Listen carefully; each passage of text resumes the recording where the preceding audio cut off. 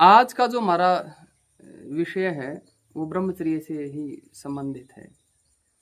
देखो, कई बार लोग मान लेते हैं कि जो ब्रह्मचर्य नाश है वो केवल अश्लील वीडियो देखने से या हस्तमैथुन करने से या किसी लड़की के साथ संबंध बनाने से ही ब्रह्मचर्य नाश होता है।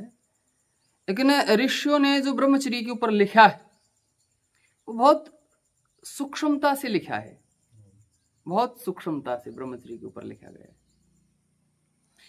और वो इतनी सूक्ष्मता से लिखा गया है कि व्यक्ति उन चीजों का जीवन में पालन कर ले तो उसका ब्रह्मचर्य नाश हो ही नहीं सकता। लेकिन होता क्या है, हमारे अनेकों जन्म हो लिए, एक जन्म तो हुआ ना। इस सृष्टि को लगभग 2 अरब वर्ष हो चुके हैं। 1,96,08,53,125वां वर्ष चल रहा है। उन 2 अरब वर्षों में हमारे बहुत से करोड़ों जन्म हो चुके हैं। उन करोड़ों जन्मों की विषय वासनाएं भी साथ लिए घूम रहे हैं हम। तो इसलिए जब ऐसा वातावरण उपस्थित हो जाता है तो कामदेव तो एक ऐसा स्नाइपर है जो हमेशा ताक में रहता है। वो एक बड़ा स्नाइपर है, उसको थोड़ा सा मौका मिलते ही वो आपके ऊपर अटैक करेगा ही करेगा। थोड़ा सा मौका मिल जाए, उसे ज्यादा नहीं, बस उसे आपकी मुंडी थोड़ी सी उठी तभी आपको निशाना बना लेगा वो। तो ऐसी स्थिति में मैं गुरुकुल में जो ब्रह्मचर्य में विशेष सावधानी की जो जरूरत है गुरुकुल में, अब देखो गुरुकुल में हमारे यहाँ महिलाएं तो आनी नहीं, वह महिलाओं के दर्शन कभी कभार कोई परिवार आ गया, एक अलग बात है। महिलाओं के दर्शन या कोई महिलाओं से संभाषण होगा या महिला से एकांत सेवन होगा, है ना, या महिला के साथ क्रीड़ा करेंगे हमें या उसका स्पर्श करेंगे,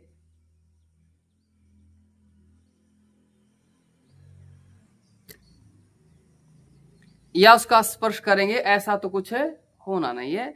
लेकिन जो गुरुकुल में विशेष सावधानी रखी जाती है, गुरुकुल में जो विशेष सावधानी है वो पुरुषों की है। क्या सावधानी है? विशेष सावधानी। क्योंकि कहते जहां स्त्रियां नहीं होती वहां पुरुषों में आकर्षण हो जाता है। और आकर्षण का मतलब यह है, यदि गुरुकुल में आपको कोई स्पर्श कर रहा है, कोई आपको स्पर्श, तो ये जो आपका लगाव है, ये जो आपका स्नेह है, भले ही वहां वासना न हो लेकिन वासना वहां अपने स्थान ले लेगी, आज नहीं तो कल ले लेगी। आपने मुंडी उठाई है, आपने मुंडी निकाली है तो कामदेव तो मौके की प्रतीक्षा में है, वो वार करेगा। इसलिए ऋषियों ने हर इंद्रिय के लिए सावधान किया। यदि ब्रह्मचर्य पालन करना है तो अपनी हर इंद्रिय पर संयम करना होगा। देखने से आंखों पर संयम करना है। मान लीजिए कोई सुंदर बच्चा आ जाता, कोई सुंदर लड़का आ जाता है और हमारा उसके प्रति आकर्षण हो जाता है। अब गुरुकुल में लड़के आएंगे, लड़कियां तो आने से रही, और बार बार उसको देखने को मन करता है, किसी को देखता रहूं, तो ये क्या है? ये आपका चक्षु इंद्रिय से ब्रह्मचर्य नाश है। ये क्या है? आंखों के द्वारा आपका ब्रह्मचर्य नाश है। ये आपने देखा, देखो परमात्मा ने रूप दिए हैं, सुंदर रूप भी दिए हैं, ये कर्मों के हिसाब से मिलते हैं रूप भी। जिसके जितने पुण्य कर्म कर रखे हैं उसके हिसाब से उसको रूप भी मिलता है। ऐसे माता पिता मिलते हैं। तो सुंदर रूप आया, सुंदर रूप आकर के देखकर आप उसकी बार बार उसकी तरफ आकर्षित हो रहे हैं, उसको चाह रहे हैं, तो ये क्या हो रहा है? आपका ब्रह्मचर्य नाश हो रहा है। हाँ, यदि आपके मन में आकर्षणों से हटा सकते, भाई मुझे क्या दर्शन करने, अपनी पढ़ाई में लगे रहो, पुस्तकों को देखो, ऋषियों के वचनों को देखो, है ना, अपने कार्य को देखो, इसका इस चमड़ी का क्या देखना, मुझे हटाओ इससे। मन जब खींचता है तो उसको काबू में करने के लिए आज प्राणायाम और ज्यादा खींचेंगे, जो चक्षु इंद्रिय को आप वापिस ले आए। फिर संभाषण कहा ऋषियों ने, उससे आप नजदीकी करते हैं, संभाषण करेंगे। आप कैसे हैं, ये हैं, आप वैसे हैं, आपके अंदर ये है, आपके अंदर वो है। हम संभाषण करके फिर उससे, ये भी ब्रह्मचर्य नाश। ऋषियों ने देखो कितनी सूक्ष्मता से कहा है। उस ऋषियों के काल में तो स्त्रियों से समझाया। मैं कहता हूं गुरुकुल में यही बातें ब्रह्मचर्य नाश की पुरुषों में होनी चाहिए।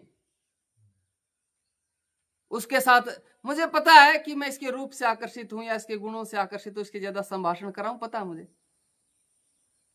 लेकिन उसको हमने फिर, हाँ अच्छी बातें बताओ, लेकिन जो वो आकर्षण के रूप में संभाषण है ना, वो नहीं करना। आकर्षण के रूप में संभाषण नहीं करना।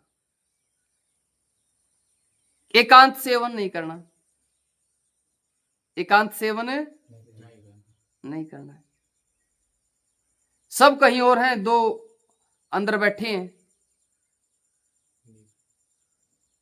तो एकांत सेवन होगा तो उससे भी ब्रह्मचर्य नाश होगा। विचार आएंगे, विचार ना भी आए तो संभावनाएं हो जाएंगी।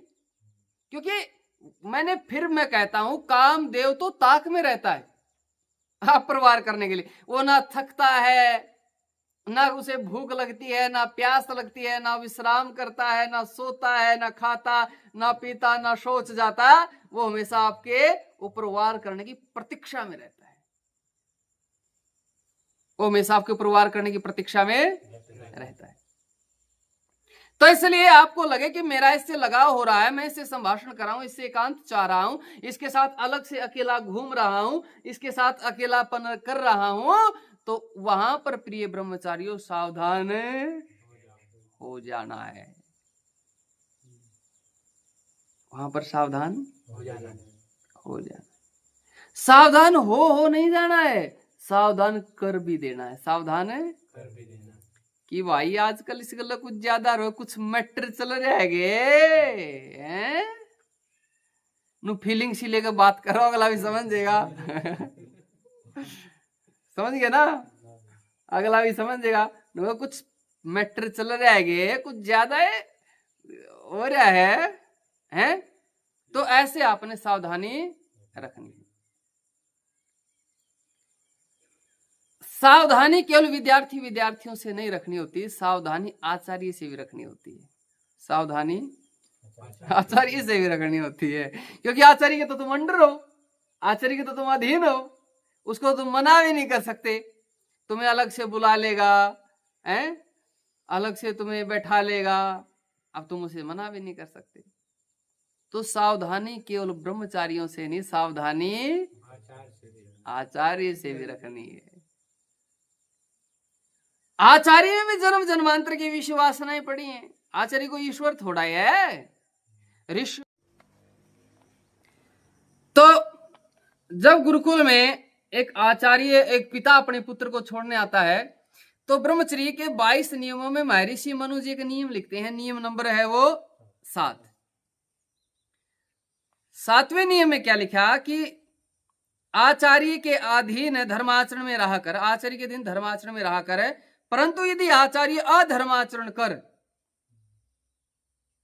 परंतु यदि आचार्य अधर्माचरण व अधर्म करने का उपदेश करे, उसको तू कभी मत,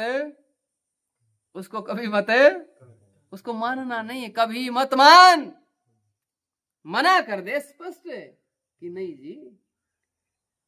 और उसका आचरण मत कर, और उसका आचरण, मान लीजिए आचार्य ने कहा भाई कुछ गलत काम करने का, कुछ अधर्म आचरण करने का, तो सीधा सीधा मना कर दे जी, ना जी मैं नहीं करूंगी।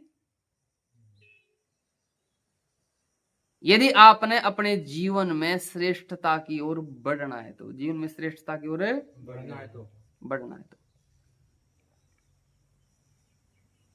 समझ आई बात। तो जो आचार्य और शिष्य का स्नेह है, वो कई बार ऐसा ही एक दूसरे में लगाओ, स्नेह, स्पर्श, और फिर पता नहीं क्या क्या होने लगता है। ठीक है ना।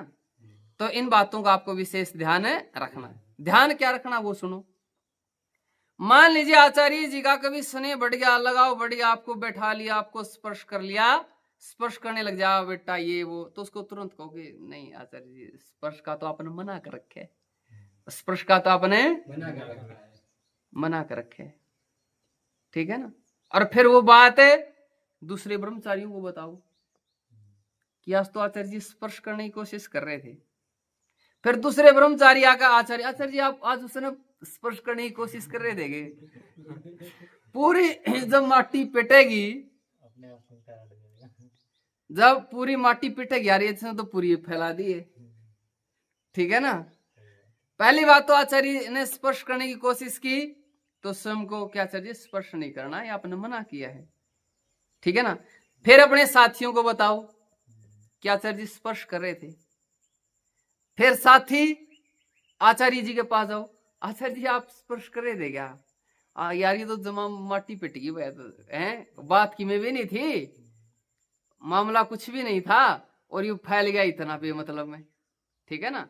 तो इसलिए ये ब्रह्मचर्य तीर्थाश्र गुरुकुल है, तो इसमें बहुत सावधानी रखनी चाहिए। ये ब्रह्मचारी का भी हो सकता है। हाँ, ये तो मैंने सबसे बड़े को लिया है सामने, और मैं कभी ना कभी तुम्हारा परीक्षण भी कर सकता हूं। मैं देखूंगा कि इसके अंदर वो चीज सिखाई है कि ना है, ये तुरंत हटा है कि नहीं हटता, अपने साथियों को बताता कि नहीं बताता, ठीक है ना। तो ये भी सावधानी रखना, तुरंत कार्रवाई होनी चाहिए। इसका मतलब मैं कभी कार्रवाई करे तो ये सोचना कि परीक्षण भी चल रहा होगा, जब मैं ना हटा ना पीछे हैं, यदि मैंने और साथियों को ना बताया, ठीक है ना।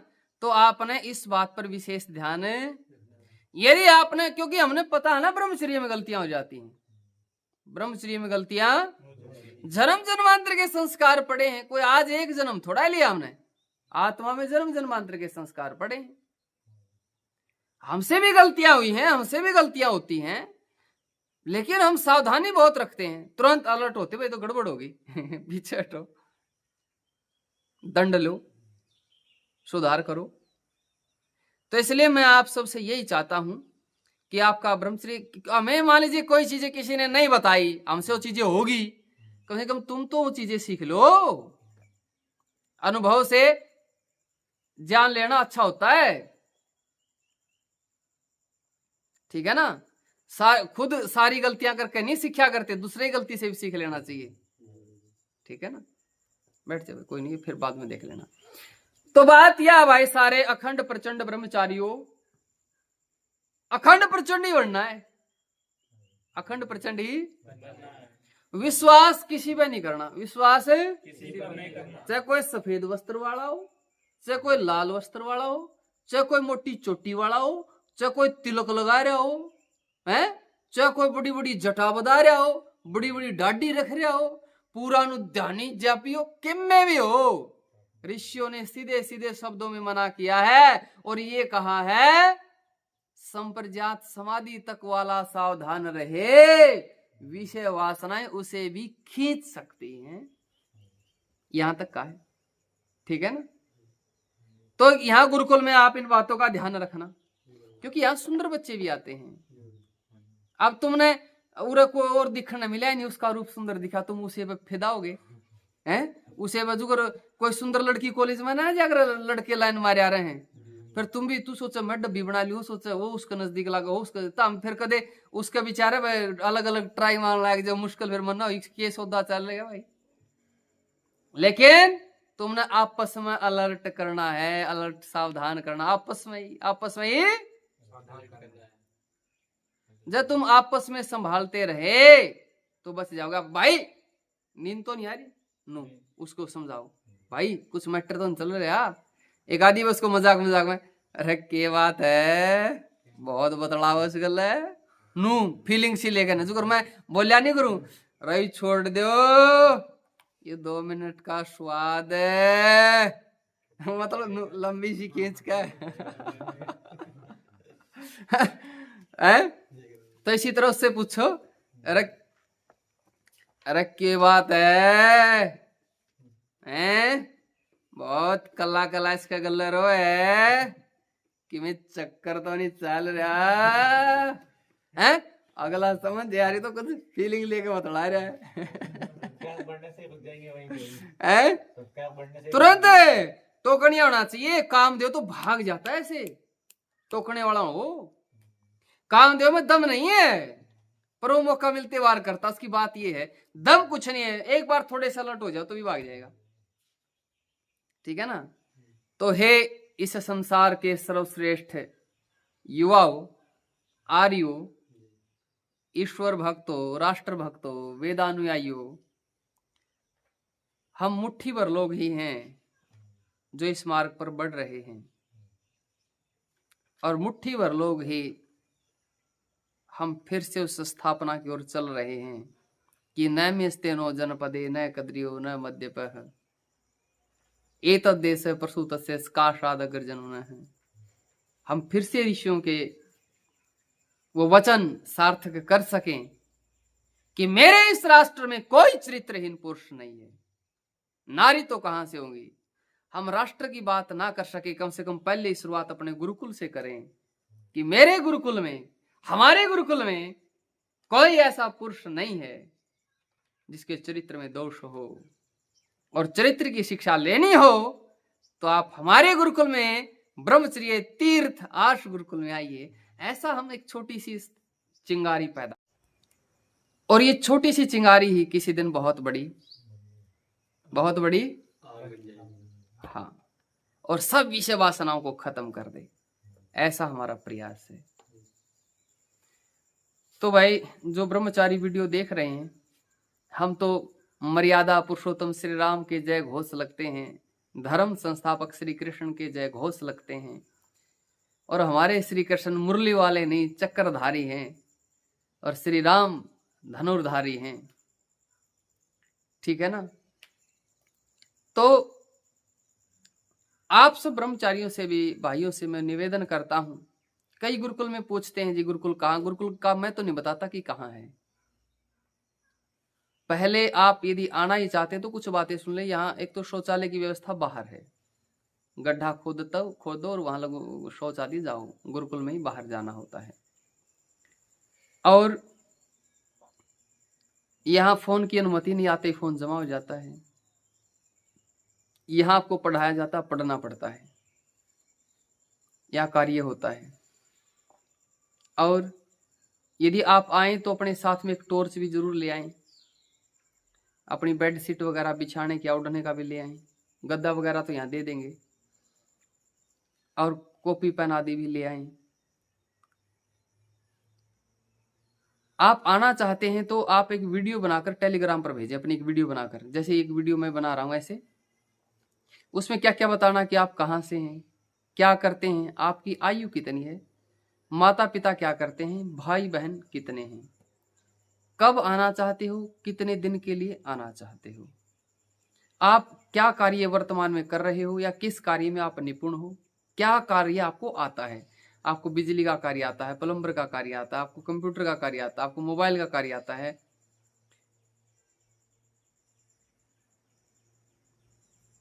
आपको थंबनेल आता है, आपको वीडियो एडिटिंग आती है, आपको रोटी बनानी आती है, आपको सफाई करनी आती है, आपको गाय का काम आता है, आदि आदि किसी भी कार्य में आप निपुण हैं तो वो भी आप उस वीडियो में बताएंगे। उसके बाद हम आपको चयनित करेंगे कि आपको गुरुकुल में बुलाएं कि नहीं बुलाएं, फिर आपको हम पता भेजेंगे गुरुकुल कहाँ है। थोड़ा सा आइडिया दे देता हूँ, हम पंजाब के अंतिम में हैं, पठानकोट से आगे। ये थोड़ा सा इशारा मैंने कर दिया है आपको। धन्यवाद, नमस्ते जी।